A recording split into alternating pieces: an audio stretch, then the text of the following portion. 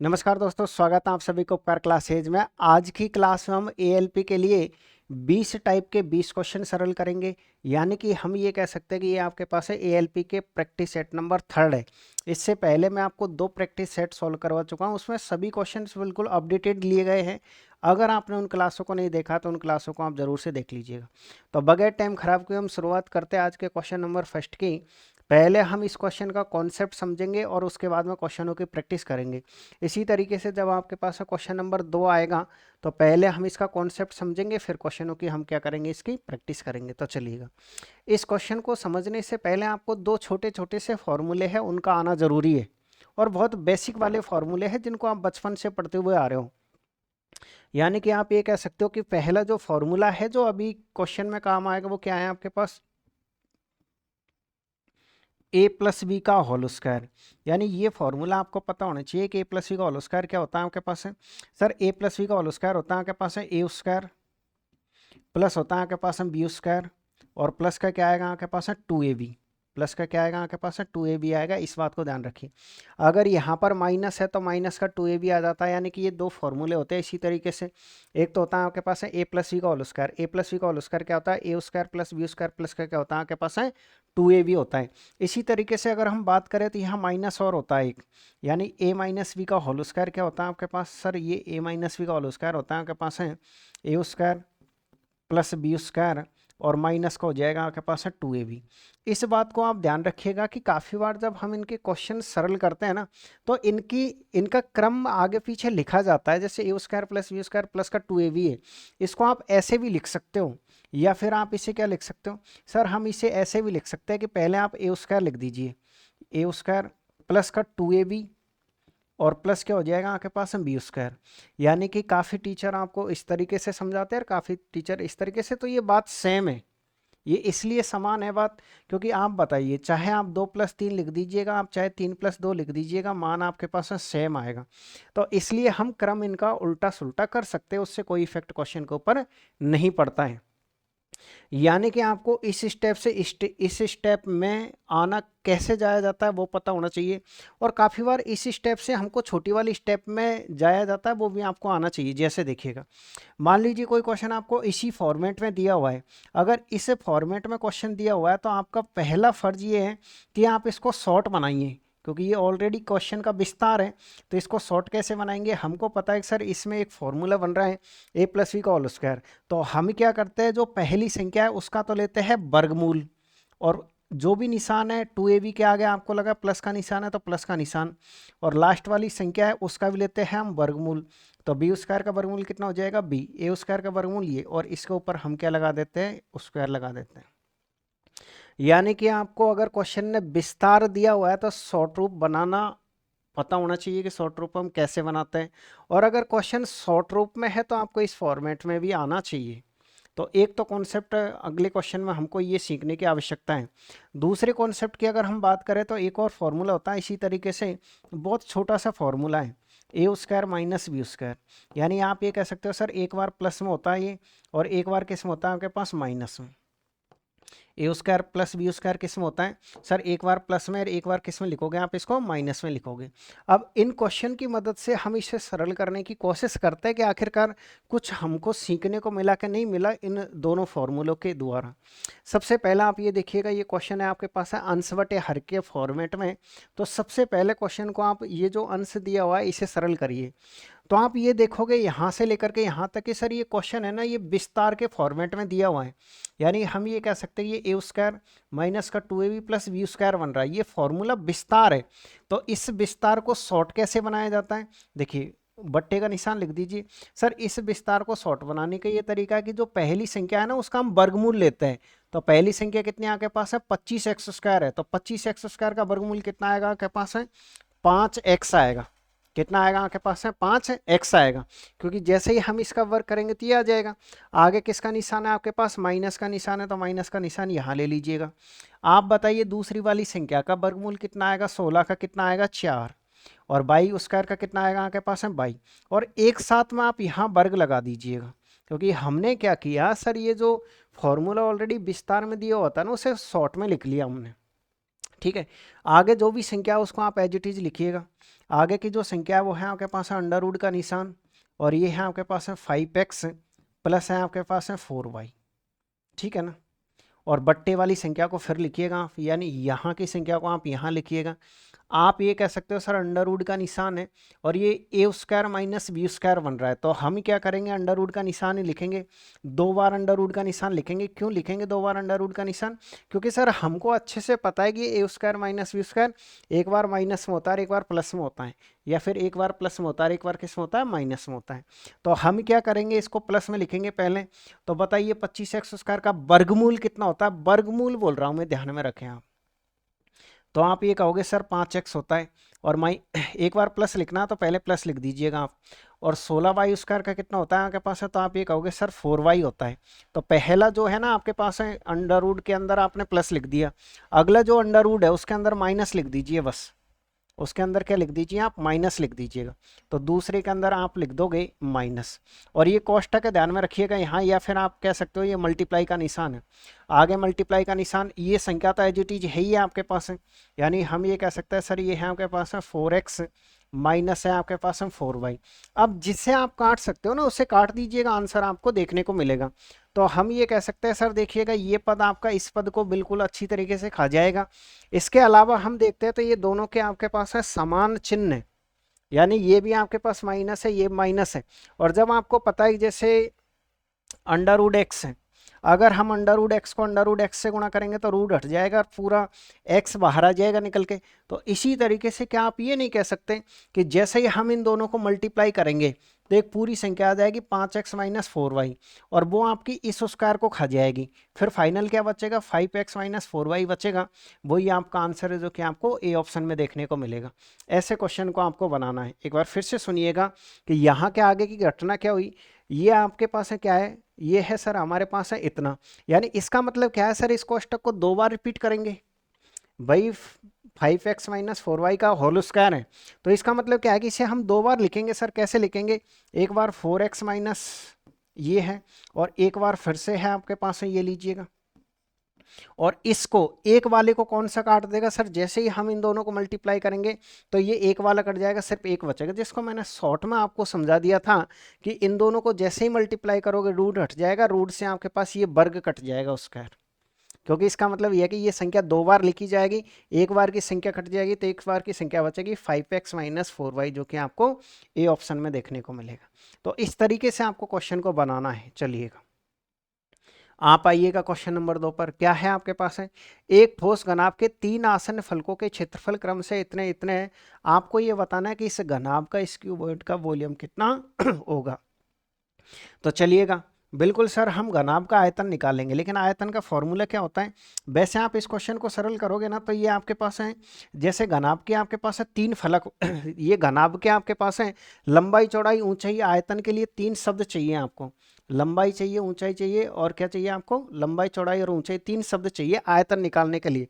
तो सर यहाँ पर जो घनाभ का आयतन होता है ना वो क्या होता है आपके पास है, सर वो होता है आपके पास है, देखो घनाभ का तो होता है आपके पास है ABC, क्या होता है आपके पास ABC होता है, लेकिन घनाभ का आयतन होता है AB BC और CA होता है। तो यहाँ पर ये है ना आपके पास ये AB का मान है, वो BC का मान है, और ये CA का मान है, क्योंकि ये क्षेत्रफल है अलग अलग।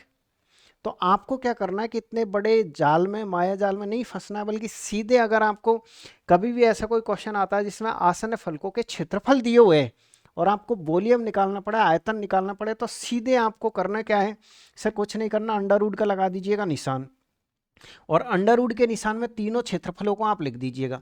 पहला क्षेत्रफल कितना आपके पास है, इतना है। दूसरा क्षेत्रफल कितना आपके पास, सर हमारे पास है 216 है। और थर्ड कितना है आपके पास है, सर थर्ड है हमारे पास है 72। बस इतना सा काम करिएगा। अब इसे भी आपको कंप्लीट सरल करने की ज़रूरत नहीं है। क्यों नहीं है, क्योंकि यहाँ पर आप देखोगे तो सबके लास्ट डिजिट अलग अलग है।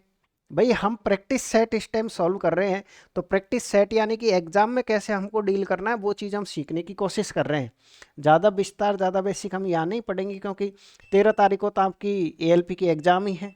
तो उस टाइम तक आप चाहे तो सीधे रट के भी जा सकते हो कि अगर ऐसा क्वेश्चन आता तो ऐसे हमको आंसर बताना है, क्योंकि हमको कोई गणितज्ञ नहीं बनना है, हमको सिर्फ हमारा काम निकालना है, पेपर पास करना है CBT 1। उसके बाद CBT 2 के लिए अलग प्लानिंग बना लेंगे। तो हम ये कह सकते हैं सर अगर हम इसे सरल करते हैं तो जब हम इसे मल्टीप्लाई करेंगे तो लास्ट अंक क्या आएगा, देखिए सर इसको इससे गुणा कर दीजिए, 12, 12 दूनी का 4, यानी सर लास्ट अंक आपके पास 4 आएगा। लास्ट अंक क्या आएगा, 4। अब आप ये देखिएगा कि किसका वर्ग करोगे जब जाके लास्ट अंक 4 आएगा।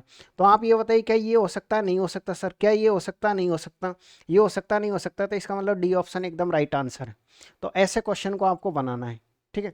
यानी कि हम सीधे कह सकते हैं कि सर डी ऑप्शन है, क्योंकि आप वर्ग करोगे ना, इसका 1728 का वर्ग करोगे जब ये पूरी संख्या आनी चाहिए आपके पास। और वैसे कोई स्टूडेंट थोड़ा सा करना चाहे सरल तो आप इस तरीके से कर लीजिए, यानी इनको कितना इंटू कितना लिख सकते हैं। सर अगर हम इसकी बात करें 192 को कितना इंटू कितना लिख सकते हैं, 8 का भाग दे दोगे आप इसमें, 24 अट्ठे 192 होता है, यानी सर हम इसको क्या लिख सकते हैं, 24 इंटू कितना लिख सकते हैं, 8 लिख सकते हैं। और 24 को कितना लिख सकते हैं, 6 इंटू 4, यानी आप कह सकते हो सर ये हो गया हमारे पास है 6 इंटू 4, 24 हो गया, और ये हमारे पास 8 हो गया। आप जो चाहे ना ऐसे टुकड़े लिख लो, फिर फाइनली ऑटोमेटिकली आपको पता लग जाएगा कि करना क्या है। आगे देखिए 216 क्या होता है सर, 216 होता है हमारे पास है 36 इंटू 6, और इसके अलावा ये क्या होता है सर, हमारे पास 8 इंटू 9 होता है। तो आपको क्या करना, अब इसमें से बाहर निकालिएगा संख्या, 36 में से देखिए आराम आराम से निकालते रहिए, डबल 6 मिल गए आपको, डबल 6 में से एक 6 बाहर आ जाएगा। इसे 4 में से बाहर कितना आएगा, 2, डबल 8 है आपके पास, है डबल 8 में से एक 8 आपके पास बाहर आ जाएगा। इस 36 में से कितना आ जाएगा, 6 आ जाएगा, और इस 9 में से कितना आ जाएगा, 3। बस आप इनको मल्टीप्लाई कर दीजिएगा, ये 1728 आपको देखने को मिलेगा। ऐसे भी आप क्वेश्चन को बना सकते हो। यानी कि जब भी आप इसके फैक्टर करते हो तो ध्यान में रखिएगा, या तो फैक्टर ऐसे करो जो पूर्ण वर्ग हो, या फैक्टर ऐसे करो जो अगली संख्या के साथ जाके मिल जाए। जैसे हमने इसको 6 इंटू 4 लिखा तो हमको पता है कि 6 आगे 6 के साथ जाके मिल जाएगा। 72 को हम 8 इंटू 9 लिखेंगे तो 8 हमारे यहाँ जाके मिल गया था। ऐसे फैक्टर आप करिए। अगर पहली स्टेप में ऐसे फैक्टर नहीं होते तो एक स्टेप और बना लीजिए, ताकि उनके जोड़े मिलाने की कोशिश आप जरूर करें। चलिएगा आगे फिर से आ जाइएगा अगले क्वेश्चन पे। ये रहा आपके पास, एक बाइक की चाल 25 मीटर प्रति सेकंड है, 6 घंटे 50 मिनट में तय की गई दूरी किलोमीटर में बतानी है। क्वेश्चन में किलोमीटर दूरी पूछे, दूरी बराबर चाल इंटू समय होता है, लेकिन आप फॉर्मूला लगाओगे उससे पहले आपको ये पता होना चाहिए कि इस क्वेश्चन में यूनिट समान करना जरूरी है। यूनिट समान करने का अर्थ ये है हमारे पास है कि ये चाल किस में आपके पास, मीटर प्रति सेकंड में, और आंसर किलोमीटर में चाहता है तो पूरे क्वेश्चन को किलोमीटर प्रति घंटे में चेंज करिए आप। तो पहला काम क्या है सर, पहला काम हमारे पास ये है कि ये जो स्पीड आपको दी हुई है, स्पीड किस में आपके पास है, मीटर प्रति सेकंड में। तो मीटर प्रति सेकंड को किलोमीटर प्रति घंटे में बदलने के लिए हम किससे गुणा करते हैं, 18/5 से। ये मैंने आपको समझा दिया कि बड़े मात्रक में जाना बड़ी संख्या पहले बोलनी है, और छोटे मात्रक में जाना छोटी संख्या पहले बोलनी है। तो 5 से कितनी बार कटेगा, 5 बार। तो इस तरीके से हम ये कह सकते हैं सर हमारे पास है 90 किलोमीटर पर आवर क्या है, स्पीड है। और टाइमिंग कितना है हमारे पास है सर, टाइम है पूरे को घंटे में चेंज करोगे, 6 घंटे और 50 मिनट है, तो 6 से ही 50 बटे कितना हो जाएगा आपके पास है, 60 हो जाएगा। 60 कहाँ से आया, मिनट को घंटे में चेंज किया है, एक जीरो से एक जीरो खत्म, तो ये हो जाएगा आपके पास है 41 बटे में 6 घंटे। ये हमारे पास है स्पीड है, ये हमारे पास समय है। आपको निकालना क्या है, आपको डिस्टेंस निकालनी है। तो डिस्टेंस कैसे निकालोगे आप सर, डिस्टेंस निकालने का, दूरी निकालने का फॉर्मूला होता है आपके पास है चाल इंटू समय, और समय कितना आपके पास है, समय हमारे पास ये रहा। आप बताइए 6 से कितनी बार कटेगा, 15 बार। तो इस तरीके से फाइनली आंसर देखिए 15 कम 15 5, एक ही ऑप्शन में 5, बाकी किसी में नहीं है। तो आप ये कह सकते हो आंसर कितना हो जाएगा आपके पास है, 615 हो जाएगा। उम्मीद कर रहा हूँ कि क्वेश्चन आपको अच्छे से क्लियर हो रहा होगा, ठीक है। एक बार फिर से आ जाइएगा क्वेश्चन नंबर 4 नंबर पे। ये रहा आपके पास क्वेश्चन, 2019 में अमित की आय इतनी थी, उसकी आय में प्रत्येक वर्ष 10% की वृद्धि होती है। तो आपको ये बताना है कि 2021 में उसकी आय कितनी हो जाएगी। आप चाहे तो इसको रेशियो वाले मेथड से बना लीजिए, चाहे तो आप 100 वाले मेथड से बना लीजिए, लेकिन मैं आपसे रिक्वेस्ट करूंगा ऐसे छोटे मोटे जो टपोरी क्वेश्चन होते हैं ना, उनमें 100 वाला मेथड यूज करें आप, क्योंकि बहुत ईजी होता है वो। 100 वाला मेथड क्या होता है सर, 2019 में उसकी जो आय थी ना वो 27,000 थी। कितनी थी, 27,000 थी। अब वो ये कह रहा है कि हर साल 10% बढ़ेगी, तो 10% बढ़ेगी तो 110 बटे कितना हो जाएगा आपके पास है, 100। इसको कितनी बार लिखना है, 19 से 21, 2 साल है इसलिए 2 बार लिख दीजिए। कितनी बार लिख दीजिएगा, 2 बार। बस आंसर आ गया आपका। यानी सर ये 4 जीरो आपके पास है, 4 जीरो खा जाएगी, लास्ट में 1 जीरो आएगी, तो 1 जीरो सिर्फ इसी ऑप्शन में, बाकी किसी में ही नहीं है। आप कह सकते हो ना 4 जीरो आपके पास खत्म हो गई। जब आप इनको मल्टीप्लाई करोगे तो लास्ट में एक डिजिट आएगा शून्य का, यानी कि सीधे आंसर बता सकते हैं। ऐसे सारे ताम झाम आपको पता होना चाहिए कि कैसे हम सीधे आंसर बता सकते हैं, तब जाके आपका पेपर क्लियर होगा। तो हम ये कह सकते हैं सर कंप्लीटली जो आंसर आएगा वो आएगा 32,670, एकदम राइट आंसर। चलिएगा आ जाइएगा आप अगले क्वेश्चन पे फिर से लीजिएगा, बहुत इजी क्वेश्चन है। और मैं ये नहीं कह रहा कि हर क्वेश्चन डिफिकल्ट आता है। देखिएगा अगर आप थोड़ा अच्छी तरीके से अच्छे स्टूडेंट हो, सोचने समझने वाले, तो एक बात को आप ध्यान रखिएगा कि 2024 और 25 में जितने भी पेपर लगे हैं सारे पेपर बहुत सिंपल आए हैं मैथमेटिक्स के। और इससे पहले अगर हम उठा के देखें 2016, 17, 18 इनमें जितने भी पेपर्स हुए थे उन पेपरों में और 2024-25 के पेपरों में रेलवे के में कम से कम 70% का फर्क है। यानी कि 24 और 25 में 70% मैथ के क्वेश्चन इजी आए हैं। तो आप कोशिश ये करें कि 2024 और 25 के बेस पर मैथमेटिक्स की तैयारी करें, न कि उससे पहले के क्वेश्चनों के बेस पर। क्योंकि ऐसे तो क्वेश्चनों का तो यथा भंडार है, आप चाहे तो इसमें 10 साल लगा दीजिए तब भी आप इसको रट्टा नहीं मार सकते। तो इसका मतलब सिंपल सी बात यह है कि प्रेजेंट में पैटर्न कैसा चल रहा है आप उसके हिसाब से तैयारी करिएगा, क्योंकि आपको सिर्फ सिलेक्शन लेना है, बाकी और कुछ नहीं करना है। इसलिए देखिए क्या क्वेश्चन है, बहुत इजी क्वेश्चन है। विजय घर से ट्यूशन तक 10 मीटर साइकिल से जाता है, फिर एक दुकान पर जाता है 5 मीटर। वह उसी प्रकार समान दूरी तय करते हुए घर वापस भी आता है। तो आपको ये बताना है कि उसके पाथ की टोटल डिस्टेंस कितनी होगी। सिंपल सा क्वेश्चन है। क्या है आपके पास है, सर विजय नाम का लड़का है, पहले उसके घर से कहाँ पर जाता है आपके पास है, सर ट्यूशन जाता है। तो घर से ट्यूशन कितनी दूर है, सर 10 मीटर की दूरी पर है बस। और फिर सर ये ट्यूशन से है ना कहाँ पर जाता है, सर एक शॉप पर जाता है, यानी दुकान पर जाता है। तो आप ये कह सकते हो कि शॉप पर जब वह जाता है तो वो डिस्टेंस कितना है आपके पास, 5 मीटर है। तो जाते टाइम ये कितना तय करेगा, 15 मीटर, और आते टाइम 15 मीटर। तो क्वेश्चन ये कहना चाहता है कि आप ये बताइए उसका टोटल डिस्टेंस कितना है। टोटल क्या बताना आपको, डिस्टेंस। टोटल डिस्टेंस आएगा कैसे, सर 15 मीटर जा रहा है और 15 मिनट वो वापस भी आ रहा है। तो इस तरीके से आप ये कह सकते हो कि 30 मीटर कंप्लीट तैयारी, मतलब 30 मीटर का वह डिस्टेंस तय करेगा जाने और आने में, जो कि आपको डी ऑप्शन में देखने को मिलेगा। ठीक है भाई, आइएगा अगला क्वेश्चन फिर से है आपके पास। अच्छा ये क्वेश्चन डबल बार कैसे रिपीट हो गया भाई, ये 5 नंबर है फिर से 5, ये ठीक है कोई दिक्कत नहीं। 6 नंबर पे फिर एक क्वेश्चन हमने मिस कर दिया यहाँ पर उस 5 की वजह से। 6 नंबर का क्वेश्चन कैसा था, अब ये तो यहाँ पता नहीं लग पाएगा, कोई दिक्कत नहीं है। आप अभी तो 7 नंबर का कर लीजिए क्वेश्चन, 6 नंबर का जो मिसिंग होगा उससे चेक कर लेंगे बाद में। क्वेश्चन नंबर 7 पे आ जाइएगा आप कि क्वेश्चन नंबर 7 क्या है। किसी वस्तु का सूची मूल्य इतना है तथा सूची मूल्य पर 32% की छूट दी जाती है। नेट विक्रय मूल्य इतना तक लाने के लिए पहली दी गई छूट के बाद कितने % की अतिरिक्त छूट दी जानी चाहिए। ये भी इंपॉर्टेंट क्वेश्चन है। ऐसा क्वेश्चन एग्जामों में हर ग्रुप डी के लगभग हर शिफ्टों में पूछा गया क्वेश्चन से। आपको क्वेश्चन को कैसे बनाना है, कुछ नहीं करना, जैसे क्वेश्चन ने दे रखा है आप उसी तरीके से क्वेश्चन को सरल करते चाहिए। चाहे रेशियो वाला मेथड लगा लीजिए, चाहे आप इसमें 100 वाला मेथड लगा लीजिएगा। पहले बताइए क्वेश्चन दिख रहा है आपको अच्छी तरीके से, ठीक है। देखिए जिस तरीके से मैं सरल कर रहा हूँ आपको एग्जाम में ऐसे ही बनाना है। सूची मूल्य का मतलब क्या होता है, अंकित मूल्य, यानी अंकित मूल्य कितना वस्तु का, सर अंकित मूल्य 5100 रुपये। अब वो ये कह रहा है कि पहला जो डिस्काउंट है ना वो 32% है। 100 में से 32 हटाओगे तो कितना बचेगा आपके पास, 68%। तो 68 बट्टे कितना हो जाएगा आपके पास है 100। दूसरा डिस्काउंट आपको निकालना है। आप एक काम किया करें कि दूसरे डिस्काउंट को हमेशा ही एक्स माने, और एक्स बटे 100 हो जाएगा। 100 माइनस एक्स नहीं लिखे आप, सिर्फ एक्स लिखे, क्योंकि हम जितने भी क्वेश्चन सरल करेंगे ना इस टाइप के, उनमें हम यहाँ 100 माइनस एक्स ने लिखे सिर्फ एक्स लिखेंगे। क्यों लिखेंगे, क्योंकि इतना तो हम भी समझदार है कि अब एक्स का मान 100 से जितना भी कम आएगा वो उतना ही डिस्काउंट में काउंट होगा, और 100 से ऊपर जैसे ही मान कूदता है तो वो लाभ प्रॉफिट के अंदर काउंट होता है।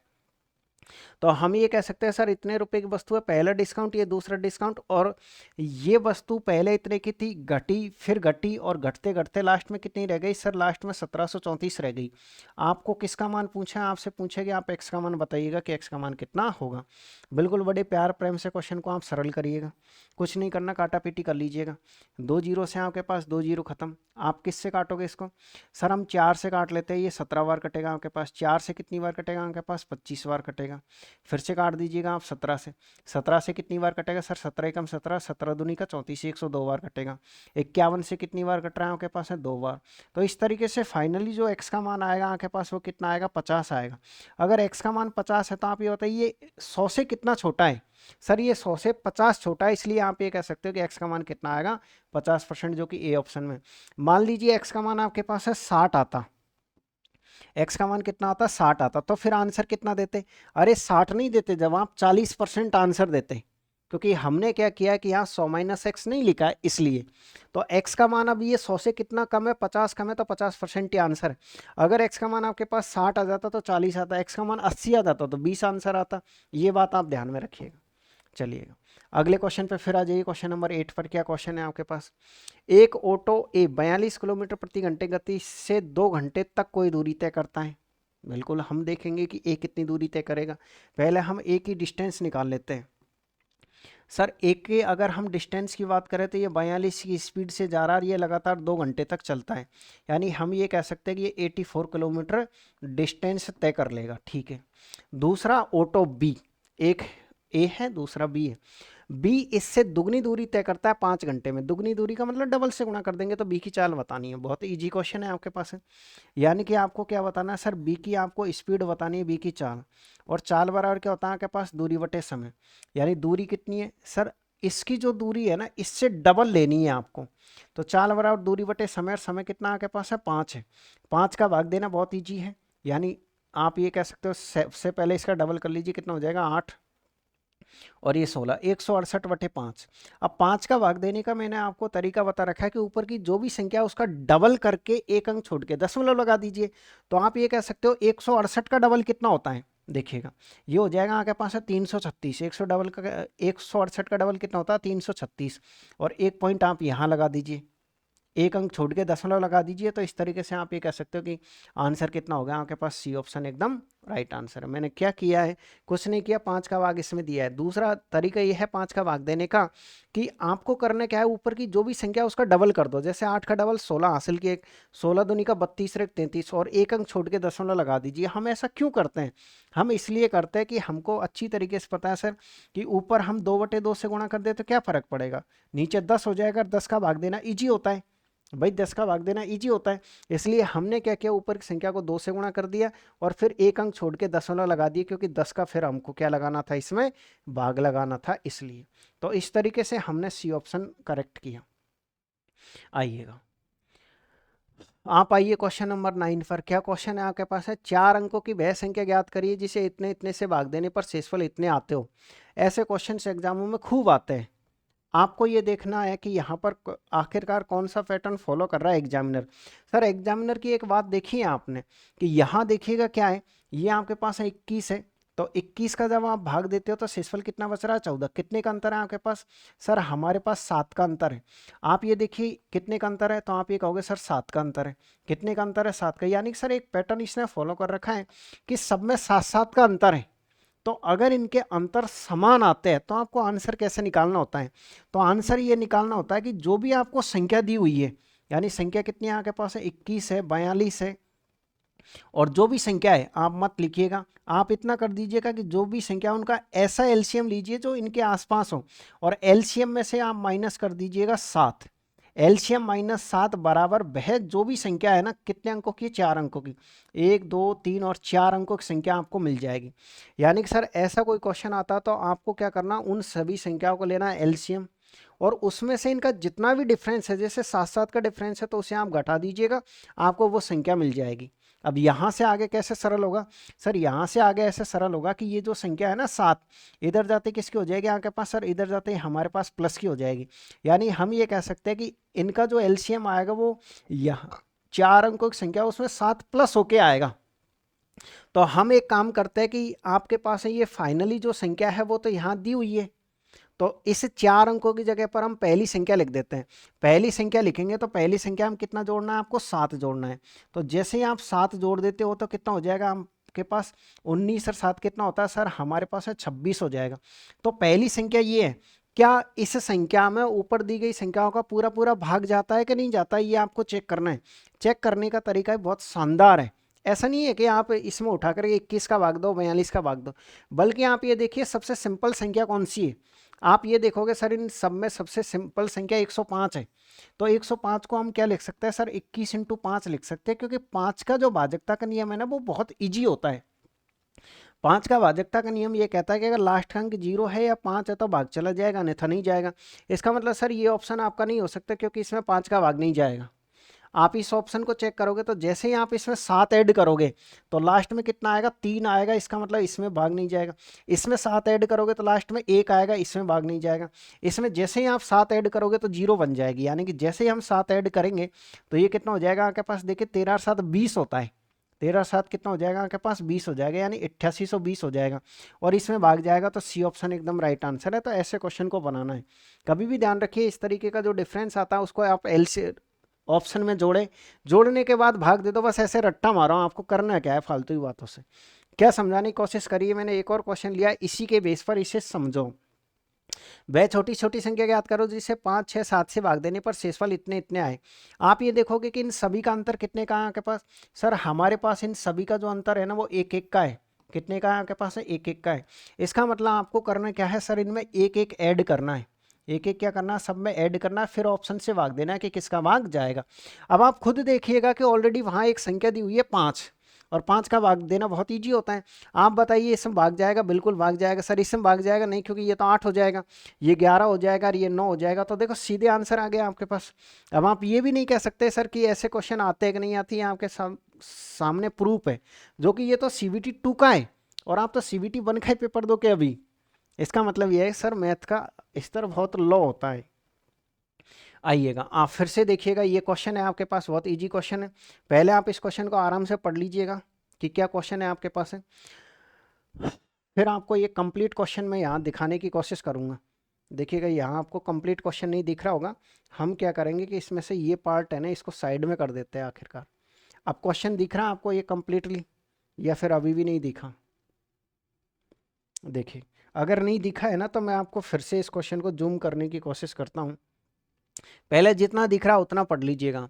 दिए गए पाई चार्ट का अध्ययन कीजिए और नीचे दिए गए प्रश्न का उत्तर दीजिए। ऐसे क्वेश्चन को अक्सर स्टूडेंट छोड़ के आता है, जो कि आपको नहीं छोड़ना है क्योंकि बहुत इजी होते हैं। दिए गए पाई चार्ट में विभिन्न विषयों में विद्यार्थियों के प्रतिशत में विभाजन किया गया है। कॉलेज में विद्यार्थियों की टोटल संख्या 5000 है। टोटल संख्या कितनी है आपके पास, 5000। तो 5000 को आपको इन सब में बांटना है। 5000 को किन में बांटना है सर, 5000 को हमको इनमें बांटना। देखो ये दिया हुआ है आपके पास, अब देख लीजिए, जूम कर दिया कि कंप्यूटर 15% है, फिजिक्स 16% है, केमिस्ट्री है 20% है, मैथ में 18% है, जूलॉजी 16% है, बॉटनी आपके पास है 15% है। ये विद्यार्थियों का परसेंटेज है। आखिरकार क्वेश्चन फिर पूछने क्या चाह रहा है आपको, इतना कुछ दे दिया क्वेश्चन ने, तो सर इतना कुछ क्वेश्चन ने अगर दे दिया तो हमसे ये पूछना चाह रहा है क्वेश्चन। देखो यहाँ पढ़ लीजिएगा आप, ये हमारे पास है क्वेश्चन है कि हमसे ये पूछना चाह रहा है। देखो थोड़ा सा हम इसको पूरा दिखाने की कोशिश करते हैं। ये आपसे क्वेश्चन पूछना चाह रहा है, क्वेश्चन ये पूछना चाहता है कि प्राणी विज्ञान, प्राणी विज्ञान का मतलब क्या होता है आपके पास है जूलॉजी, जूलॉजी पढ़ने वाले, और वनस्पति विज्ञान का मतलब क्या होता है आपके पास है बॉटनी पढ़ने वाले विद्यार्थियों का अनुपात बताइए। सीधे आपसे अनुपात पूछा है। हमेशा ध्यान रखिए कभी भी अगर क्वेश्चन ने अनुपात पूछे या परसेंटेज में आंसर पूछता है तो फिर आपको ये जो टोटल डेटा दे रखा है ना, पहले 5000 स्टूडेंट थे, उसकी कोई आवश्यकता नहीं पड़ती, क्योंकि वो 5000 वैसे दोनों साइड लिखा जाता है अनुपात में, और अनुपात में इधर का 5000 वो 5000 को काट देता है। तो फिर क्या करेंगे सर, कुछ नहीं करना, आप सीधे सीधे लिखिएगा। यानी आप ये कह सकते हो, आपसे क्वेश्चन क्या पूछना चाह रहा है सर, प्राणी विज्ञान, यानी कि आप ये कह सकते हो एक तो आपसे जूलॉजी का, और दूसरा क्या है आपके पास सर बॉटनी है, उनका रेशियो पूछना चाह रहा था। आप देखिए जूलॉजी कितने हैं सर, जूलॉजी लेने वाले जो विद्यार्थी हैं ना वो 16% है आपके पास, और बॉटनी लेने वाले कितने हैं सर, बॉटनी लेने वाले हमारे पास 15% है, और परसेंट से परसेंट वैसे ही कट गया, तो सीधे फाइनली आंसर 16:15 आएगा, जो कि आपको ए ऑप्शन में देखने को मिलेगा। देखो ऐसा क्वेश्चन कितना ईजी होता है, यानी कि ये एक डायग्राम दिया हुआ है, ये कहा कि इसमें टोटल जो विद्यार्थी है, टोटल विद्यार्थी वो कितने आपके पास है, 5000 है। टोटल कितना है, 5000 है। तो हम ऐसे, आप ये कहोगे ना वो 5000 कहाँ चला गया था, तो 5000 देखिएगा, आप इसको बताइए कितने का मान है सर, पूरे 100% का मान है। 100% का मान कितना आपके पास है, 5000 है।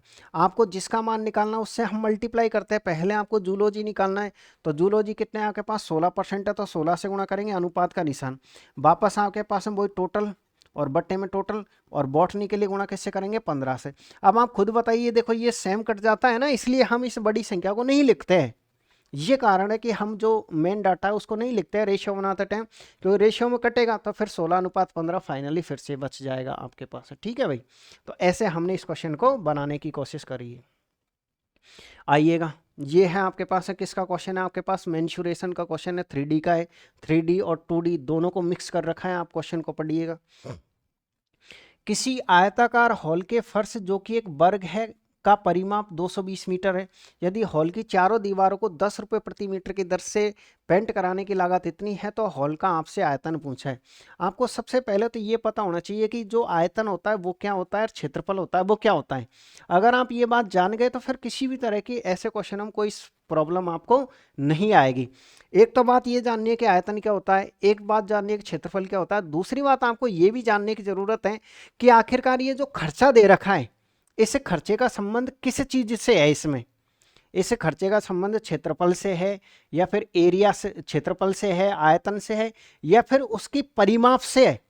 क्योंकि ये जो खर्चा आता है ना, जैसे इसने लागत का है, ये जो लागत है ना ये तीन बेस पर निकलती है, या तो परिमाप, परिधि जिसे आप पैरामीटर कहते हो, या तो ये खर्चा परिमाप पर डिपेंड करता है, या क्षेत्रफल पर डिपेंड करता है, या फिर आयतन पर ये खर्चा निकलता है। 3 तरीके से हम खर्चा निकाल सकते हैं। तो सर अगर हम बात करें कि ये पता कैसे लगाओगे कि खर्चा किस चीज के द्वारा निकाला गया है, तो यहां पर आप देखोगे कि खर्चे के पीछे क्या है, 10 रुपये प्रति वर्ग मीटर। देखो वर्ग में लिखा हुआ है, इसका मतलब इस खर्चे का संबंध क्षेत्रफल से है। अगर ये आपके पास है घन मीटर होता, इसका मतलब इस खर्चे का संबंध आयतन से है। और अगर मान लीजिए क्वेश्चन ये होता केवल आपके पास है 10 रुपये प्रति मीटर, इसका मतलब इसका संबंध परिमाप से है। प्रति मीटर एक भुजा है, परिमाप है, वर्ग मीटर 2 भुजा है, क्षेत्रफल है, घन मीटर 3 भुजा है, आयतन है। इसका रियल अर्थ ये होता है। यानी कि सर हम कहीं ना कहीं से ये भी आइडिया लगा सकते हैं कि अगर किसी क्वेश्चन में आपसे ये पूछ लिया जाए कि आप ये बताइए कि क्षेत्रफल की डेफिनेशन क्या होती है, तो सर क्षेत्रफल की जो डेफिनेशन होती है ना वो होता है आपके पास है दो भुजाओं को गुणा करना, दो भुजाओं का गुणनफल। दो भुजाओं यानी कि दो भुजाओं को आप गुणा करिएगा, गुणनफल आपके पास है किसी भी आकृति का एरिया आ जाएगा। तो दो भुजाओं का गुणनफल एरिया कहलाता है। अगर हम आयतन की बात करें, वॉल्यूम की बात करें कि वॉल्यूम किससे कहते हैं हम, तो सर वॉल्यूम होता है हमारे पास है तीन भुजाओं का गुणनफल, यानी कि तीन भुजा होनी ही होनी चाहिए तभी आप आयतन निकाल पाओगे, अन्यथा आयतन नहीं निकाल पाओगे। इस बात को ध्यान रखिए। तो ये आपको डिफरेंशिएशन में पता होना चाहिए। इसी तरीके से कोई परिमाप है आपके पास है, तो परिमाप में केवल एक भुजा आती है, इसमें क्या आती है आपके पास है एक भुजा। ये बात आप ध्यान में रखिएगा, परिमाप हम सिर्फ एक ही भुजा से निकाल पाएंगे, जबकि क्षेत्रफल की अगर हम बात करें तो इसमें दो भुजाओं का गुणनफल होना चाहिए। ये आयतन क्या है, तीन भुजाओं का गुणनफल। परिमाप क्या है, जहां से हम चलना स्टार्ट करते हैं घूम फिर के वहीं पे आना आपके पास है परिमाप कहलाता है। ठीक है, यानी इसमें कोई भुजा हमको मल्टीप्लाई नहीं करनी पड़ती। ये तो मैंने कॉन्सेप्ट समझाया, अब यहाँ समझने की कोशिश करते हैं। एक आयताकार हॉल के फर्श का परिमाप कितना, 220 मीटर है। आयताकार, एक आयताकार है, कोई बात नहीं, ये आपके पास एक आयत है, ये क्या है, एक आयत है। और आयत है आपके पास में, तो इसने ये कहा है एक आयताकार हॉल के फर्श जो कि एक वर्ग है, सॉरी भाई, इसने क्या कह रखा है, एक आयताकार हॉल जो कि क्या है आपके पास एक वर्ग है। और वर्ग की क्या खास बात होती है, जिसकी सभी भुजाएं समान होती है, सर वर्ग कहलाता है।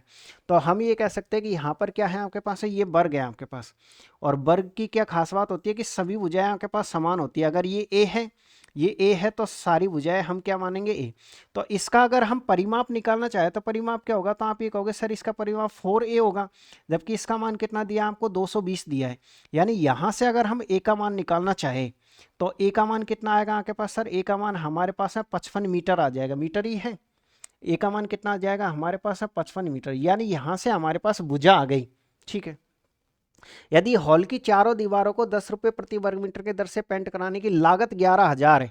अब इसकी मदद से, यानी कि ये चारों दीवारों का एरिया है ना उसकी लागत है, तो इसकी मदद से आप चारों दीवारों का क्षेत्रफल निकाल सकते हो। अगर हम इस खर्चे में 10 का भाग दे देते हैं तो हमको चारों दीवारों का क्षेत्रफल पता लग जाएगा। अब आप ये कहोगे कि सर चारों दीवारों का क्षेत्रफल हम जानते ही नहीं है क्या होता है, तो आप इस टाइम जहां पर बैठे हो, मैंने क्या कहा कि किसी भी चीज का अगर आपको एरिया निकालना है तो आपको दो भुजाओं को गुणा करना पड़ेगा। तो अगर आपको चारों दीवारों का एरिया निकालना है तो आप जिस कमरे में बैठे हो इस टाइम, उस कमरे को मुझे सिर्फ 2 लाइनों में बताने की कोशिश करो, 2 शब्दों में, कि आप इसको कैसे बता सकते हो 2 शब्दों में, ओनली फॉर इस कमरे को। आप सोचिएगा, केवल 2 शब्दों में बताना है, क्योंकि यहां पर 2 ही शब्दों का गुणनफल आपके पास एरिया कहलाता है। तो आप ये कहोगे सर कि एक तो हम ऊंचाई ले लेते हैं चारों दीवारों के लिए, भाई 1 2 3 4 दीवार दिख रही है तो एक तो ऊंचाई, चलो एक तो ये हो गई, ऊंचाई बोल दी। इसके अलावा आपको क्या करना पड़ेगा, एक राउंड करना पड़ेगा कि चारों दीवारें टच हो जाए। तो एक राउंड को हम क्या बोलते हैं सर, राउंड का मतलब होता है परिमाप। इसका मतलब एक भुजा तो परिमाप के फॉर्मेट में आ गई और एक भुजा ऊंचाई के फॉर्मेट में आ गई। तो चारों दीवारों को जो फॉर्मूला होता है एरिया का, वो होता है परिमाप इंटू ऊंचाई। एक बार फिर सुनिएगा, चारों दीवारों का क्षेत्रफल का फॉर्मूला क्या होता है, परिमाप इंटू ऊंचाई। हमने निकाला है वास्तव में कि ये परिमाप है और ये ऊंचाई है। तो इसलिए सर हम ये कह सकते हैं कि ये हो जाएगा हमारे पास है परिमाप और इंटू क्या हो जाएगा हमारे पास सर, परिमाप इंटू ऊंचाई। और जिसका मान कितना दिया है सर, जिसका मान देखिए इसमें हमने इसका भाग दिया है। आएगा कैसे ये आएगा ऐसे कि 11,000 में आप 10 का भाग दे दीजिए, यानी स्पष्ट रूप से हम कह सकते हैं कि 1100 आएगा। लेकिन हमारे पास ऑलरेडी परिमाप का मान है, परिमाप का क्या है हमारे पास मान है, और परिमाप का मान है कितना आपके पास सर, परिमाप का मान 220 है। तो मतलब ऊंचाई का मान आ जाएगा, यानी परिमाप की जगह कितना रखोगे आप, 220 रखोगे। तो यहां से हम ऊंचाई का मान निकाल पाएंगे। बराबर कितना आपके पास है, 1100 है। आप एक काम करिए, इससे ये काट दीजिए, कितनी बार कटेगा आपके पास, 5 बार, यानी सर ऊंचाई का मान 5 आ गया। जब आपके पास ऊंचाई का मान है, परिमाप का मान है, तो वो पूछना चाह रहा है ये जो हॉल था ना आपका, इसका आयतन कितना है। अब आपको पता है कि 3 भुजा आना जरूरी है। आयतन जब हम निकालेंगे तो कितनी भुजा आना जरूरी है, 3। अब एक हॉल है तो उसकी 3 भुजा कैसे है सर, हमने 2 भुजा पहले निकाल ली थी कि एक तो ऊंचाई और एक आपके पास है क्या था, परिमाप। तो परिमाप हमारे पास आ गया। अगर हम परिमाप को, एक तो हो गया आपके पास है क्या हो गया, एक तो हो गया सर हमारे पास है परिमाप, यानी सर चारों दीवारों का क्षेत्रफल ले लेते हैं। एक काम करते हैं सर, हम इसको ऐसे निकाल सकते हैं, हॉल का आयतन निकालने के लिए आयतन का मतलब होता है क्षेत्रफल को आप गुणा कर दीजिए ऊंचाई से, तो चारों दीवारों का क्षेत्रफल हम निकाल पाएंगे। चारों दीवारों के क्षेत्रफल को अगर हम ऊंचाई से गुणा कर देते हैं तो 3 भुजा हमारे पास काउंट हो जाती है। यानी कि सर अगर हमको इसका वॉल्यूम आयतन निकालना है तो आयतन में 3 भुजा आती है। तो आयतन में 3 भुजा कैसे आएगी, एक तो सर चारों दीवारों का क्षेत्रफल, चारों दीवारों का क्षेत्रफल क्या होता है आपके पास है सर, हमारे पास होता है परिमाप इंटू ऊंचाई, और इसी को गुणा कर दीजिएगा आप परिमाप इंटू, 1 मिनट रुकिए, आयतन के लिए हमको क्या करना पड़ेगा सर, इसका आयतन निकालने के लिए इसका क्षेत्रफल निकालना पड़ेगा। किस चीज़ का क्षेत्रफल निकालना पड़ेगा, इस आयताकार, ये परिमाप को नहीं लोगे आप, चारों दीवारों को नहीं लोगे, वर्ग है यहाँ पर, वर्ग का क्षेत्रफल निकालना पड़ेगा। तो वर्ग का क्षेत्रफल क्या होता है सर, वर्ग का क्षेत्रफल होता है आपके पास है भुजा स्क्वायर, और भुजा स्क्वायर कितना आपके पास सर, ए का मान इतना, तो ये तो आपके पास वर्ग का क्षेत्रफल हो गया। और इसमें एक और भुजा लेनी होती है ऊंचाई, और ऊंचाई का मान कितना आपके पास है, 5 है। बस फाइनली आपके पास आंसर आ जाएगा। तो आप ये कह सकते हो हॉल का आयतन कैसे निकाला सर, क्षेत्रफल को हमने मल्टीप्लाई किया ऊंचाई के साथ। किसका क्षेत्रफल लिया, हॉल का। हॉल क्या है आपके पास सर, जो हॉल है ना वो वर्ग है, हॉल है वो क्या है, वर्ग है। तो वर्ग का क्षेत्रफल इंटू ऊंचाई, बस मल्टीप्लाई कर दीजिएगा। इसका वर्ग कितना हो जाएगा सर, इसका वर्ग हो जाएगा आपके पास है 30 25, और मल्टीप्लाई किससे करना है, 5 से। तो ये हो जाएगा आपके पास 25, हासिल की 2, 10 और 2 12, और ये 15। किस ऑप्शन में 15 125 सर, 15 125 आपके पास ए ऑप्शन में देखने को मिलेगा। तसल्ली से आप क्वेश्चन को पढ़ लीजिएगा कि क्या मैंने आपको समझाने की कोशिश है करी है। उम्मीद कर रहा हूँ कि बातें समझ में आई होगी, नहीं आई हो तो थोड़ा सा क्लास को बैक जरूर करें। आइएगा आप एक बार फिर से, 10 मीटर इंटू 8 मीटर माप वाले एक आयताकार फर्श पर टाइलें लगी हैं, यदि प्रत्येक टाइल इतनी है तो कितनी टाइलों की संख्या पड़ेगी। ऐसा क्वेश्चन है ना, बहुत पुराने जमाने का क्वेश्चन है। ऐसा क्वेश्चन पहले भी आता था और आज भी आता है। ऐसा जो क्वेश्चन आपको दिखाई दे रहा है, कभी भी ऐसे क्वेश्चन में अगर आपको ये पूछ लिया जाए कि इसने क्या पूछा है कि सर टाइल की संख्या कितनी है, कभी भी आपसे टाइल पूछ ली जाए तो टाइल की संख्या कैसे आएगी सर, टाइल की संख्या आने का फॉर्मूला ये आपके पास है, पहले आप बड़ा एरिया निकालिए, बड़ा एरिया, और इसमें आप भाग दे दीजिए प्रत्येक टाइल का, प्रत्येक टाइल का क्षेत्रफल।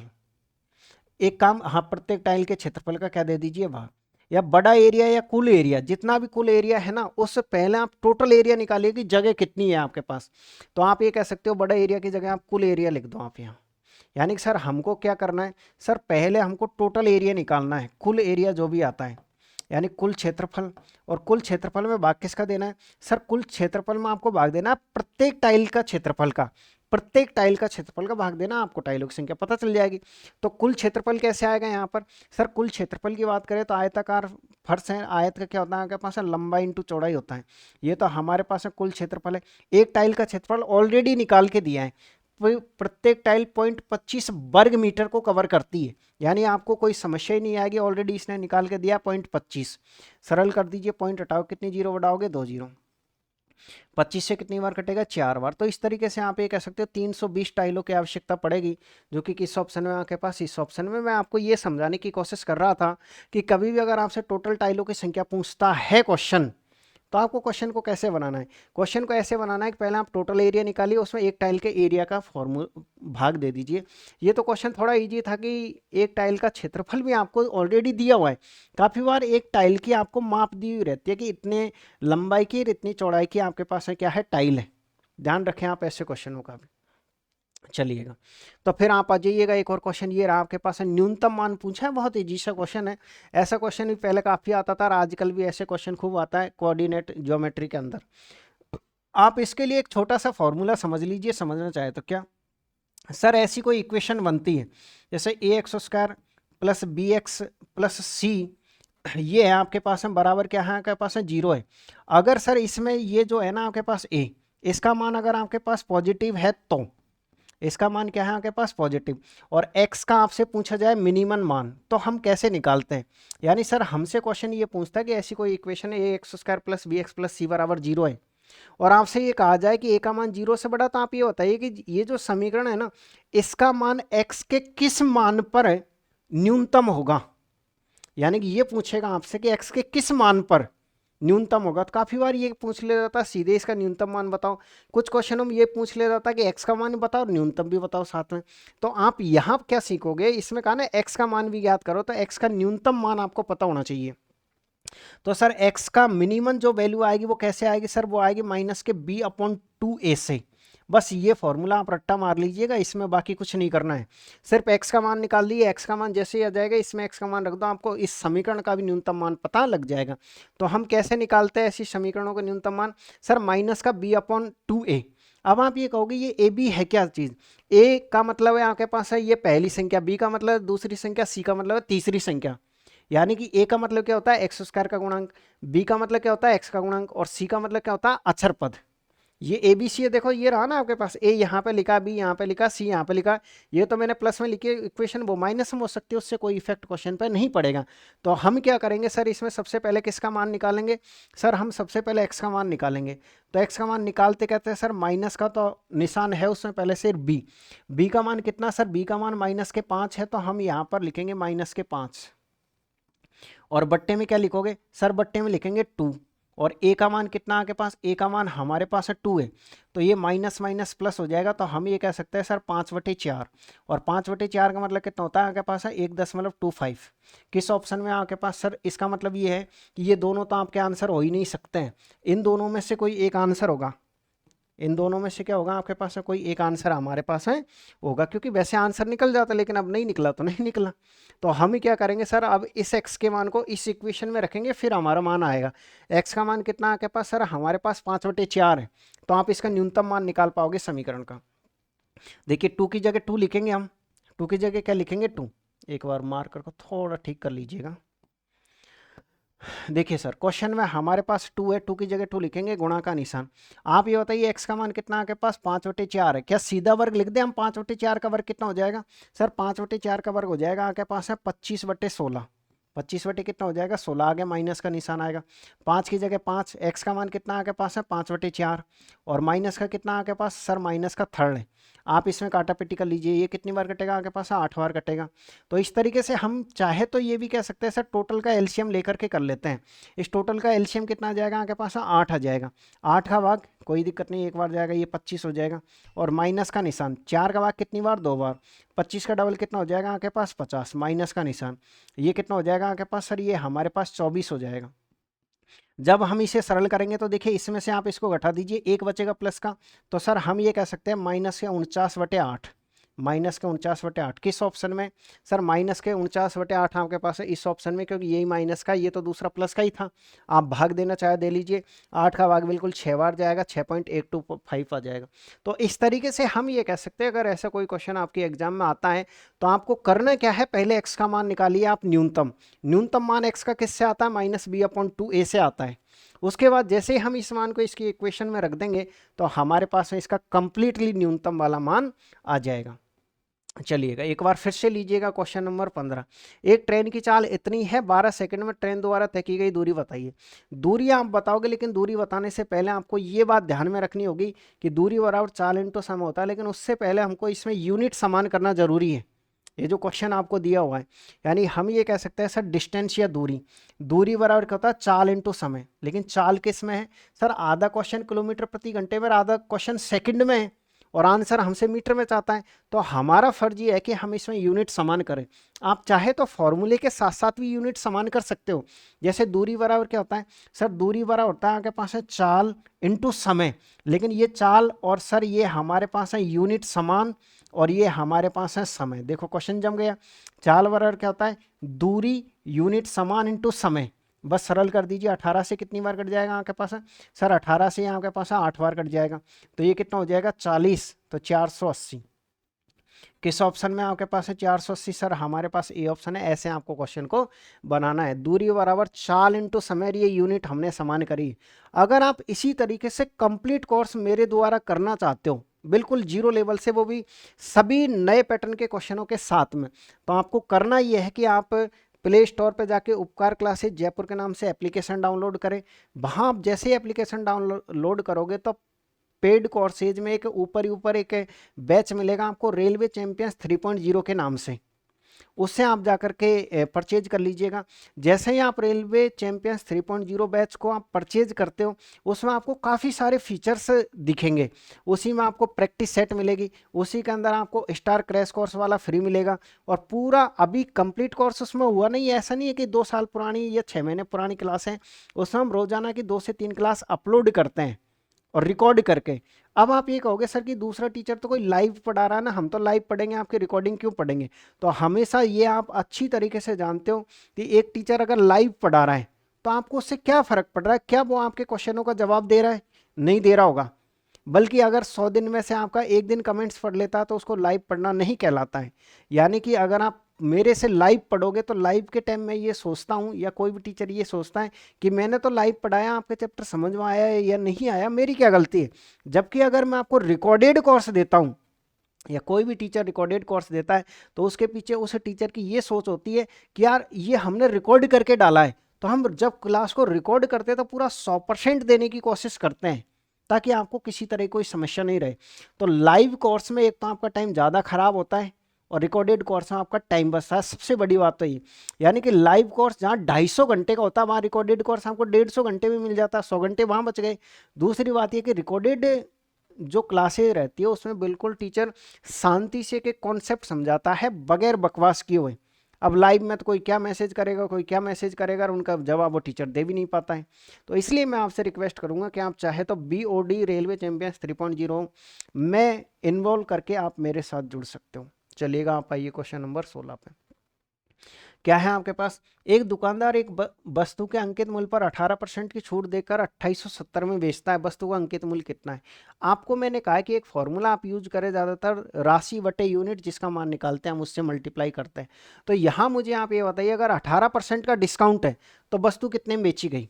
सर 18% का अगर डिस्काउंट है ना, तो वस्तु जो बेची गई है ना वो आपके पास है 82% में बेची गई है। भाई 100 में से आपने 18 घटा दिया, यानी 82% का मान कितना है आपके पास सर, 82% का मान हमारे पास इतना है। तो आपको अंकित मूल्य निकालना है। अंकित मूल्य की यूनिट कितनी होती है सर, पूरा 100% कितना होता है, केवल 100 ही लिखो, परसेंट से परसेंट कट जाता है, अपन को कोई 10वीं का पेपर देना नहीं है। यानी सर 82 का मान इतना, तो 100 का मान कितना, बस क्वेश्चन ये है। आप एक काम करिएगा, इसको काट लीजिएगा, किससे काटना चाहोगे, 2 से काट दीजिएगा, ये 41 बार कट जाएगा, और 2 से कितनी बार कट जाएगा आपके पास, 50 बार। स्पष्ट रूप से दिख रहा है सर 41 से ये आपके पास कितनी बार कट रहा है, 7 यानी 70 बार। तो फाइनली जो आपका आंसर आएगा वो कितना आएगा, 3500 आएगा। किस ऑप्शन में आपके पास सर, हमारे पास सी ऑप्शन एकदम राइट आंसर होगा। इस बात को आप ध्यान में रखिएगा। अगले क्वेश्चन को पढ़िएगा, क्वेश्चन नंबर 17 को। चलिएगा क्वेश्चन को पढ़िए, आपका क्वेश्चन इजी सा क्वेश्चन है। आपको जो फर्स्ट क्वेश्चन मैंने आपको सॉल्व करवाया था बस वही फॉर्मूला इसमें लग रहा है। कौन सा लग रहा है इसमें फॉर्मूले की अगर हम बात करें तो सर इसमें जो फॉर्मूला लग रहा है ना वो लग रहा है आपके पास ए स्क्वायर माइनस बी स्क्वायर का।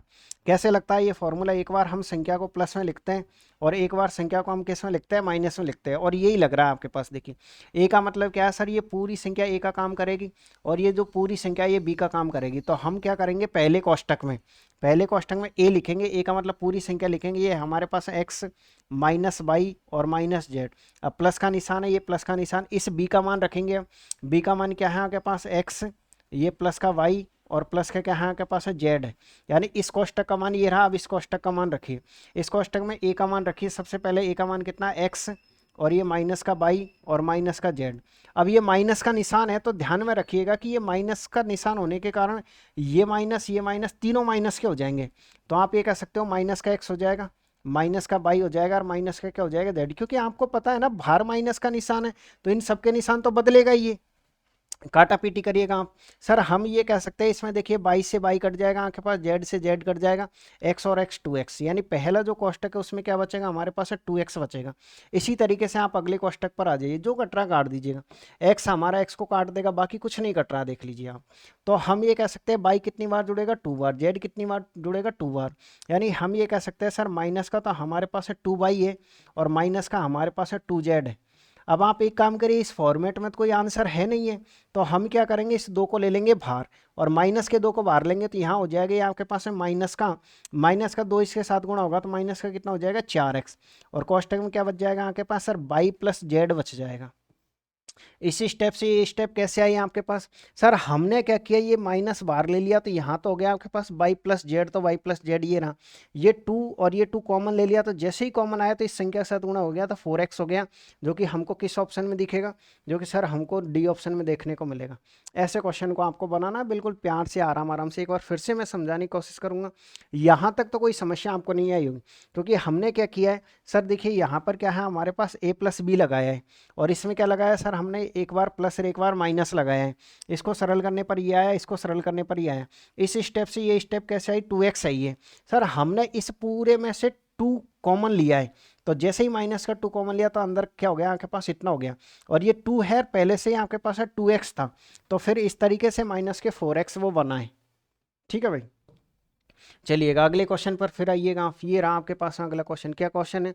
एक लड़का 5 किलोमीटर प्रति घंटे की चाल से विद्यालय जाता है और 14 की स्पीड से वापस घर आता है, जाता है रहता है। उसे विद्यालय जाने और वापस घर आने में कुल 8 घंटे लगते हैं। उसके घर और विद्यालय के बीच की दूरी आपको बतानी है कि घर और विद्यालय के बीच की दूरी कितनी होगी। ऐसे क्वेश्चंस खूब पूछे गए हैं इस बार।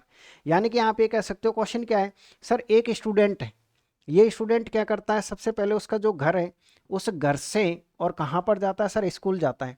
तो घर से जब स्कूल जाता है ना तो उसकी जो स्पीड है वो कितनी है? 5 किलोमीटर प्रति घंटे। और जब वह आता है तो उसकी स्पीड कितनी है सर? उसकी स्पीड है आपके पास है 14 किलोमीटर प्रति घंटे।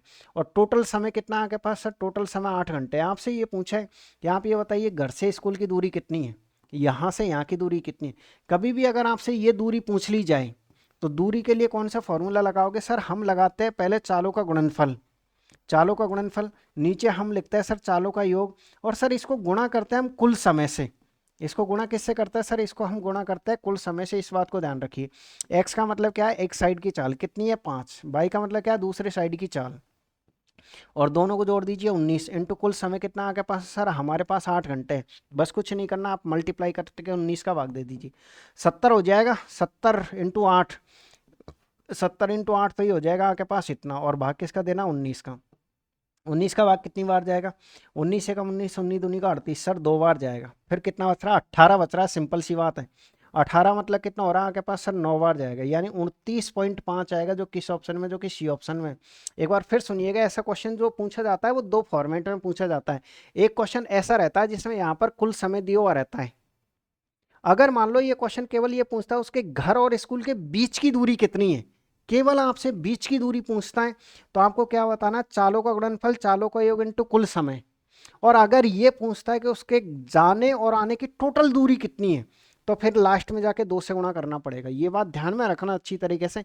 अगर केवल दूरी पूछ रहा है कि आप ये बताओ कि घर से और स्कूल की दूरी कितनी है, तो चालों का गुणनफल, चालों का योग इंटू कुल समय। लेकिन टोटल दूरी है तो फिर 2 से आपको मल्टीप्लाई करना ही पड़ेगा। लेकिन अगर इसी क्वेश्चन में यहाँ पर ये आ जाता है समय अंतराल, एक क्वेश्चन ऐसा बनता है जिसमें समय अंतराल आता है, तो फिर क्या करना है सर, चालों का गुणनफल अपॉन चालों का अंतर इंटू समय अंतराल लिखना है। यहाँ क्या लिखना है आपको, समय अंतराल। थोड़ा सा आप ध्यान में रखिएगा इस बात को। दो तरीके के क्वेश्चन ऐसे बनते हैं।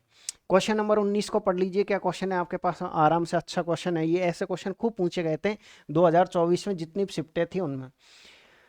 1420 रुपये प्रति सैकड़े की दर से 400 अमरूद खरीदे गए।